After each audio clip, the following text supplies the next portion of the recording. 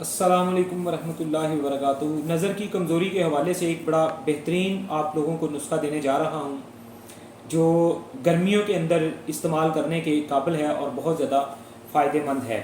और गर्मियों में इसका इस्तेमाल जहाँ बहुत ज़्यादा फ़ायदेमंद है, वहाँ नज़र की कमज़ोरी के साथ साथ आपकी गर्मी के बहुत सारे मसाइल्स के लिए भी ये बहुत अच्छा है। यानी कि गर्मी के बहुत सारे मसले आपके दूर करता है। इसको तकरीबन 3-4 साल की उम्र के बच्चे से लेके हर तरह की उम्र का मर्द औरत सभी लोग इस्तेमाल कर सकते हैं। स्टूडेंट्स के लिए बहुत अच्छा है।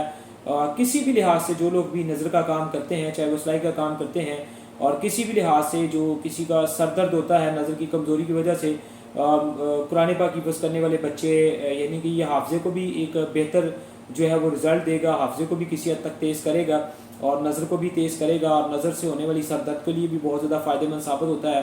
तो और गर्मी के भी तमाम साइज़ को ये हल करता है। और ये कुरान हिफ़्ज़ करें, बुखारी शरीफ स्टूडेंट्स पढ़ने वाले सभी इसका इस्तेमाल जो है वो कर सकते हैं। सूफ़ नज़र कमज़ोरी के तकरीबन 4-5 अज्ज़ा हैं जो आप नोट फरमा लें। इसमें सबसे पहले सौंफ है, वो आपने 25 ग्राम लेनी है।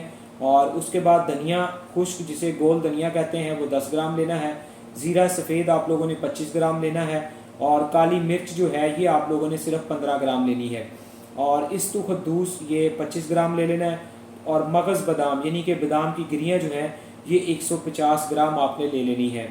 और इन तमाम चीज़ों के वज़न के बराबर आपने कूज़ा मिस्री या चीनी इसके अंदर शामिल कर लेनी है। ठीक है जी। और इसको जो है वो आपने मशीन के अंदर ब्रीक पाउडर करवा लेना है। और फिर इसका आप लोगों ने सुबह दोपहर शाम जो है वो एक छोटा चाय वाला चम्मच जो होता है वो सुबह शाम एक एक चम्मच भर के आप ये खा सकते हैं। बल्कि सुबह दोपहर शाम 3 टाइम खा सकते हैं।